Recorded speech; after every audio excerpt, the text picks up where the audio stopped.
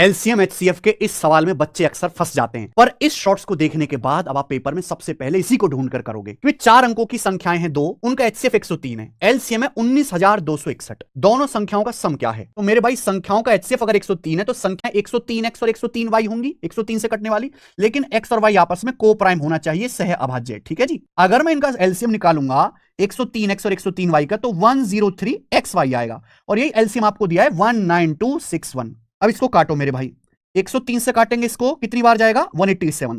यानी कि x और y ऐसे दो सहभाज्य नंबर है जिनकी गुणा करके 187 आ रहा है। या तो भैया या तो 1 गुणा 187 होगा या फिर ये 11 गुणा 17 होगा, लेकिन यहां बोला है कि दोनों संख्याएं 4 अंकों की होनी चाहिए। अगर मैंने पहला केस माना x की जगह 1 रखा, y की जगह 187, तो संख्या 4 अंकों की नहीं आएंगी, यानी कि ये केस होगा। अगर मैं x की जगह 11 है, 103 गुणा 11 और दूसरी संख्या आएगी 103 गुणा 17, ये दोनों ही 4 अंकों की है और इनका सम आएगा जी 103 गुणा 28, यानी कि 2884। ये आपका आंसर है बी।